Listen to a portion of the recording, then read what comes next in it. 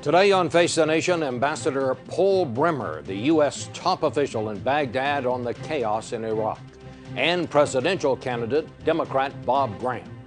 Two more American soldiers were killed early this morning in northern Iraq when their convoy was ambushed, while thousands of angry Shiite protesters marched on the U.S. headquarters in Najaf. We'll talk about it with the top U.S. administrator, Paul Bremer, who's back in Washington to brief the White House. Then we'll talk with Democratic presidential candidate Bob Graham about how the mounting casualties and growing controversy over Iraqi intelligence impacts on the presidential campaign. Katty Kay, the Washington correspondent for the BBC, will join in the questioning.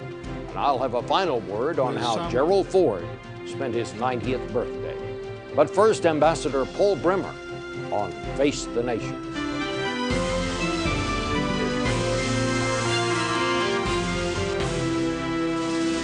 Face the Nation with CBS News Chief Washington Correspondent Bob Schieffer.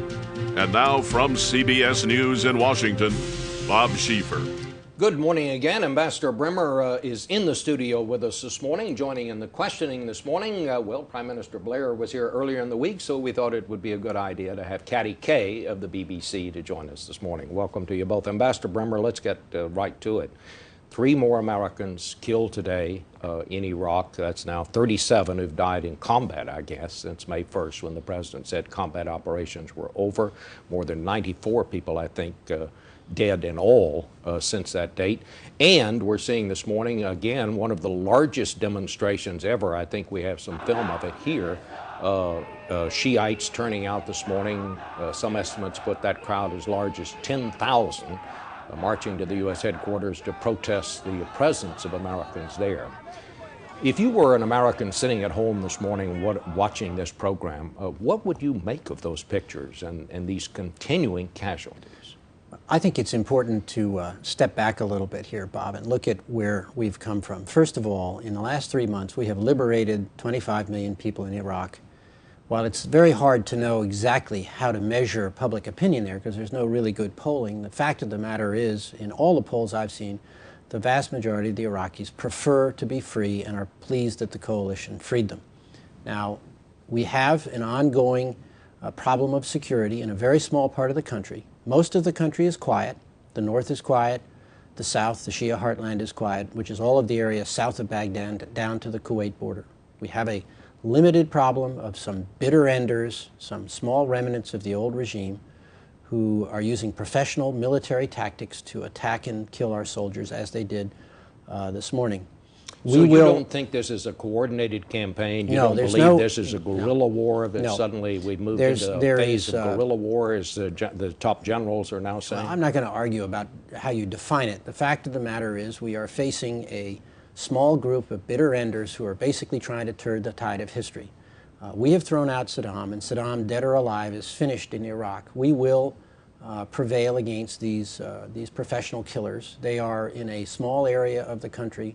That's the place where the unrest is, and we'll deal with it. Well, you said that you thought that it was quiet in the north, but as I understand it, these 2 men that were killed today, that took place in the north. Well, it was not in the area where the other trouble has been. 85% of the attacks against the coalition since June 1st have been in a small area between Baghdad and Tikrit. That's where the attacks are taking place. This is an area that we did not fight over during the war. This is the area of Saddam's traditional tribal and political support.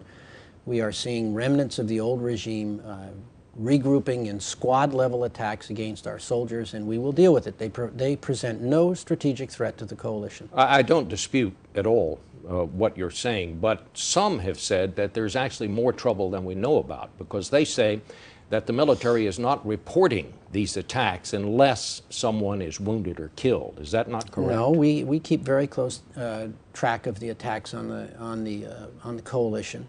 And we know what the statistics are. But do you make that public? Well, that's for the military to do, but I see the statistics every day. I have a meeting every day with the commander of the military forces there, General Sanchez.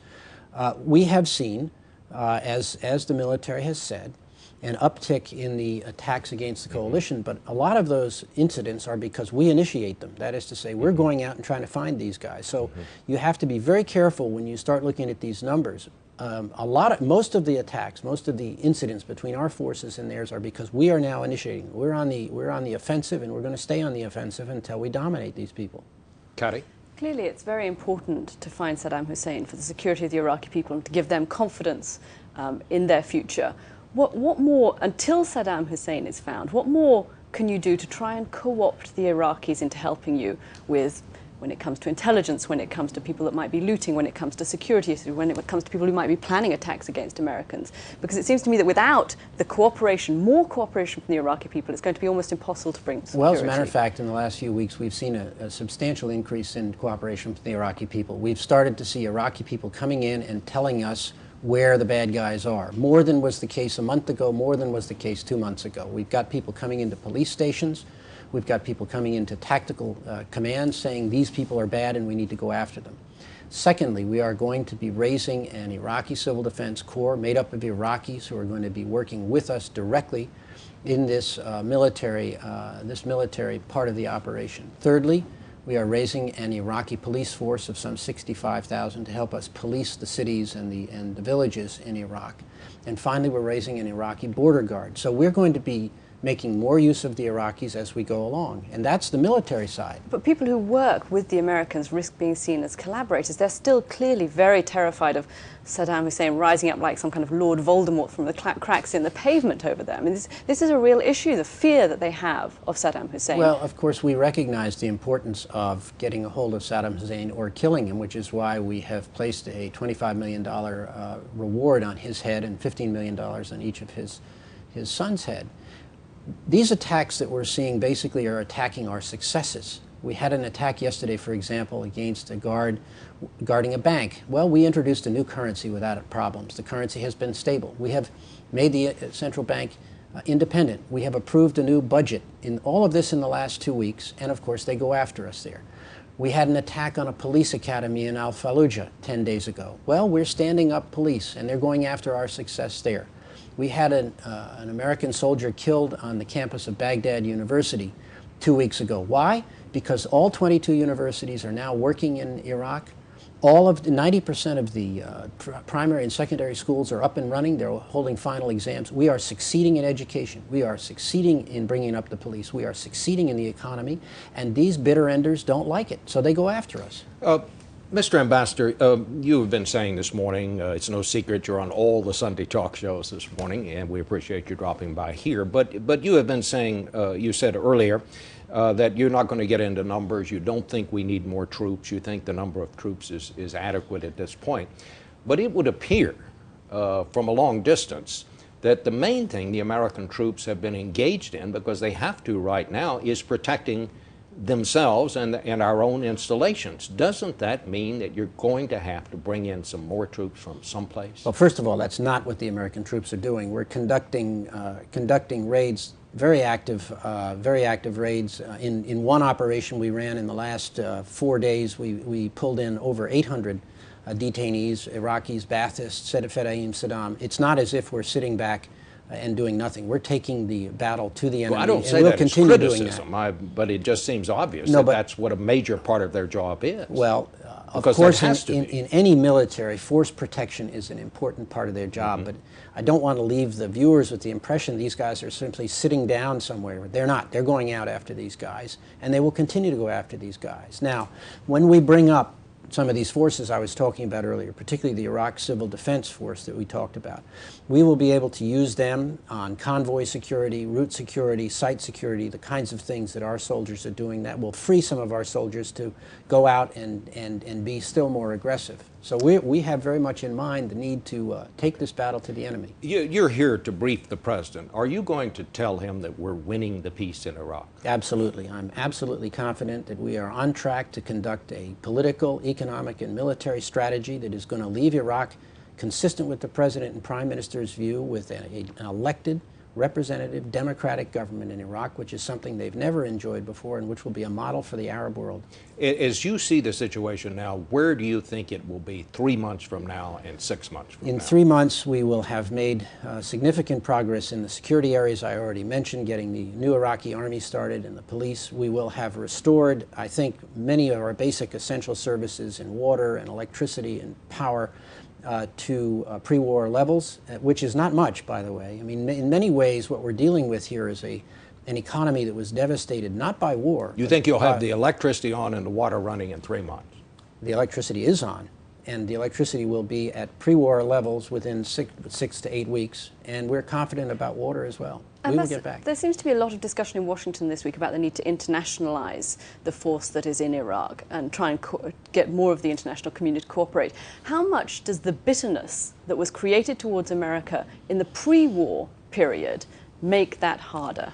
Well, you'd obviously have to ask the countries that you're alleging are bitter. I don't know the answer to that, but we've got 19 countries already with troops on the ground. But far fewer Iraq. troops. The ratio of troops, of foreign troops to American troops, is like this. Yes, well, we're the world's great power. We're going to have to keep having the responsibility with our British colleagues there. But we have 19 countries on the ground now. We have 37 countries that have pledged almost $3 billion in reconstruction assistance to the Iraqis. It's sort of a myth, I find, as I walk around Washington, that we're doing this alone. We're not doing this alone, and of course we would welcome more assistance, and we'll get it.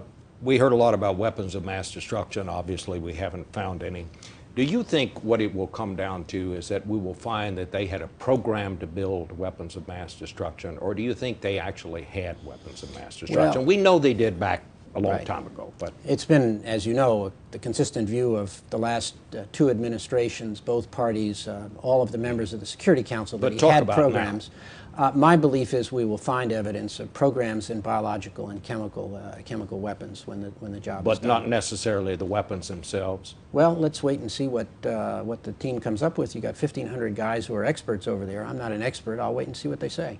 Ambassador Bremer, we want to thank you. You have, I would say, probably no one would question this, the hardest job in the world right now. So we want to wish you the best. Thanks so much. Thank you. Thank you. We're going to turn now for another point of view to Senator Bob Graham. Senator Graham, of course, is running for the Democratic presidential nomination, which is